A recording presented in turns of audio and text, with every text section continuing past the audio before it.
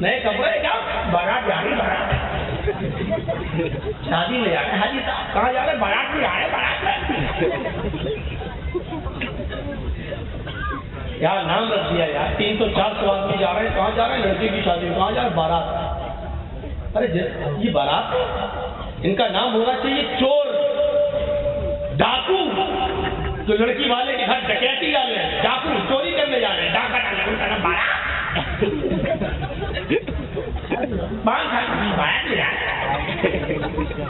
تصور کریے اذان کی آواز اللہ اکبر اللہ اکبر دوہرا لیا کلمہ اللہ اکبر اللہ اکبر ہاں تمہیں دوبارہ منادہ کیا جا رہا ہے دوبارہ ادا کیا جا رہا ہے ایک بار اور سن لو اگر اللہ کو سب سے بڑا مانتے ہو تو اللہ کی گھر کی طرف آ جاؤ اللہ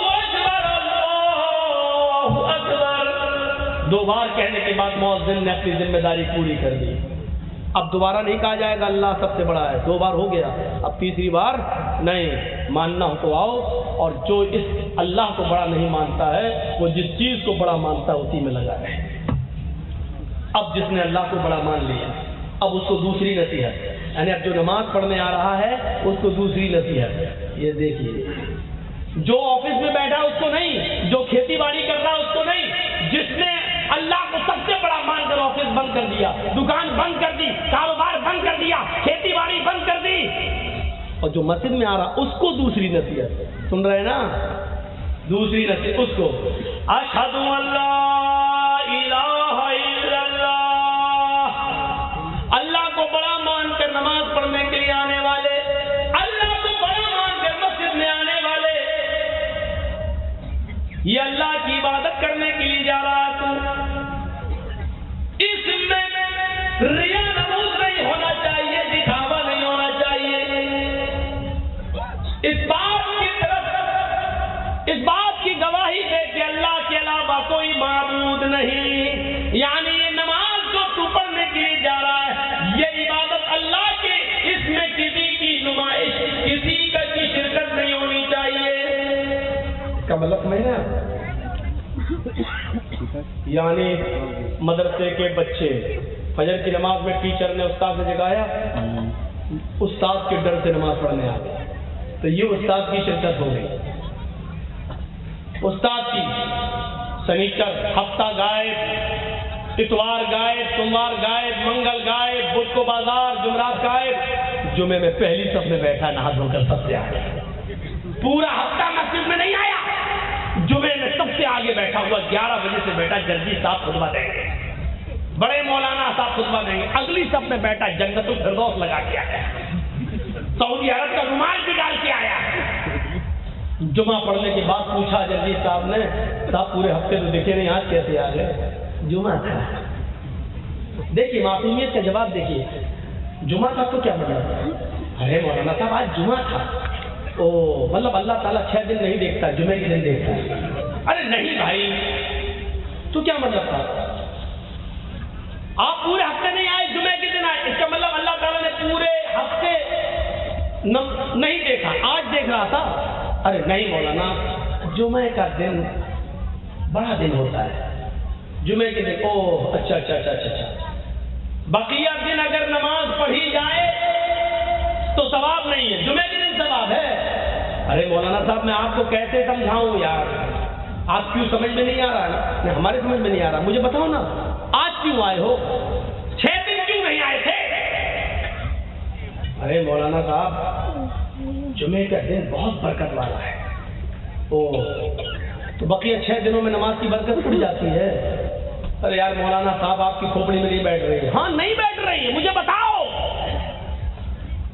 ارے مولانا صاحب جمعے کے دن اس لیے آئے ہیں کہ اگر جمعے کی نماز بھی نہیں پڑھیں گے تو محلے والے کیا کہیں گے گاؤں والے کیا کہیں گے دیکھو کتنا بڑا کمینہ ہے جمعے تک کی نماز نہیں پڑھتا ہاں تو یہ کہو نا یار محلے والوں کی وجہ سے آئے یہ کیوں کہہ رہے ہو کہ اللہ کے لیے آئے جمعے کے دن کی برکت بہت بڑی ہے یہ کیوں کہہ رہے ہو یہ کہو کہ سماج میں نام کمانے کے لیے کہ لوگ یہ نہ کہیں کہ وہ جمعے تک کی نماز نہیں پڑھتا اس لیے آئے اللہ کی قسم اگر اس لیے آیا ہے تو یہ نماز بھی تیرے لیے सवाब नहीं। क्यों? मन सल्ला युराई फक़द अशरक, जिसने दूसरे को दिखाने के लिए नमाज पढ़ी उसने शिर्क किया। ये इबादत भी तेरे लिए शिर्क हो गई, ये जुमे के दिन आना भी शिर्क हो गया। शिर्क वही नहीं है कि हम सब गैरुल्लाह को सजदा कर दे, वही शिर्क है। शिर्क ये भी है कि हम गैरुल्लाह के डर से मस्जिद में आ रहे हैं और नमाज पढ़ रहे हैं, ये भी शिर्क है। देख रहे हैं? तो जब तुम मस्जिद में आ ही रहा है तो ये सोच करा कि इबादत अल्लाह के लिए, किसी और के लिए नहीं। अगर किसी के डर से आ रहा है तो बिल्कुल मत आ, मोहल्ले वालों को दिखाने के लिए आ रहा है तो बिल्कुल मत आ, अपने उस्ताद के डर से आ रहा है तो बिल्कुल मत आ, अगर तू अपने बाप के डर से आ रहा है तो बिल्कुल मत आ, अगर तू अल्लाह के डर से और अल्लाह को महफूज मान कर ये नमाज अल्लाह के लिए पढ़ने आ रहा है तो फिर तेरा मोस्ट वेलकम, खुश आमदीद। इसको भी 2 बार कहा जा रहा है, फिर सुन ले। अल्लाह के डर से डरा रहा है तो आ, अगर लोगोलोगों के लिए पढ़ने आ रहा है, लोगों को दिखाने के लिए आ रहा है तो बिल्कुल बता। ये दूसरी नसीहत, ये दूसरी नसीहत होगी। अब तीसरी नसीहत देखिए क्या है। अशहदु अन्ना मुहम्मदर रसूलुल्लाह, बड़ी प्यारी नसीहत। अब सुन, जब ये दोनों चीजें तूने मान ली, अल्लाह को सबसे बड़ा भी मान लिया और सिर्फ अल्लाह के लिए नमाज पढ़ने आ रहा है, तो अब सुन, मोहम्मद अल्लाह के रसूल है, इस बात की भी गवाही दो। मैं गवाही देता हूँ इस बात की कि मोहम्मद अल्लाह के रसूल है, इस बात की गवाही दो। अब इसका मतलब क्या है? इसका मतलब यह है कि मस्जिद में, घर में या जहां पर भी तू नमाज पढ़ रहा है, नमाज तेरी मर्जी के मुताबिक नहीं पढ़ी जाएगी। नमाज में मौलवी जल्दीज का तरीका नहीं चलेगा, नमाज में मुल्ला मौलवियों की नहीं चलेगी, बुजुर्गों की नहीं चलेगी, इमामों की नहीं चलेगी, फकीरों की नहीं चलेगी, मुल्लाओं की और कठमुल्लाओं की नहीं चलेगी। अब तू नमाज पढ़ने आ ही रहा है, अल्लाह की इबादत के लिए आ रहा है, तो जितनी देर और जब तक इबादत करेगा और जितनी इबादत करेगा वो जनाब मोहम्मद रसूलुल्लाह के तरीके पर करेगा। इसलिए इस बात की गवाही दे कि मोहम्मद अल्लाह के रसूल हैं, यानी आपने, नबी ने जैसे बताई है इबादत हम वैसे करेंगे। ज़ुहर में जितनी बताई उतनी पढ़ेंगे, असर में जो बताई वो पढ़ेंगे, मगरिब में जैसे बताई वैसे पढ़ेंगे, जितनी बताई उतनी पढ़ेंगे, फजर में जब बताई तब पढ़ेंगे और जितनी बताई उतनी पढ़ेंगे, ईशा में जितनी बताई उतनी पढ़ेंगे और जब बताई तब पढ़ेंगे। हम मनमाने तरीके से नहीं पढ़ेंगे। ज़ुहर की अज़ान का वक्त सपोज फजर 12:15 बजे हो रहा है तो हम 2 बजे नहीं पढ़ेंगे। असर की नमाज का वक्त सपोज 2:30 बजे 3 बजे हो रहा है तो हम 5 बजे नहीं पढ़ेंगे। मगरिब की का सूरज 5:30 बजे डूब रहा है तो हम 6 बजे अपने मनमाने तरीके से नहीं पढ़ेंगे कि जब मर्जी आई तब पढ़ेंगे। नहीं, मोहम्मद अल्लाह के रसूल है, जैसे बताई वैसे पढ़ना है और जितनी बताई उतनी पढ़ना है। अगर तुझे अपनी नमाज, अपनी इबादत मोहम्मद रसूलुल्लाह के तरीके पर करना है तो आ।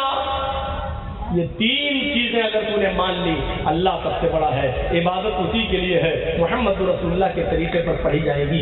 ये 3 चीजें अगर तूने कबूल कर ली, मान लिया, तब कहा जा रहा है उससे हय्या अलस सलाह, अब आओ। और किया? अब किसी से पूछो कि नमाज के लिए अजान क्या होती है? अजान किसके लिए होती है? नमाज के लिए नहीं। अगर नमाज के लिए अजान होती तो हय्या अलस सलाह सबसे पहले आता, आओ नमाज के लिए। लेकिन हय्या अलस सलाह तो 4थे नंबर पे आ रहा है।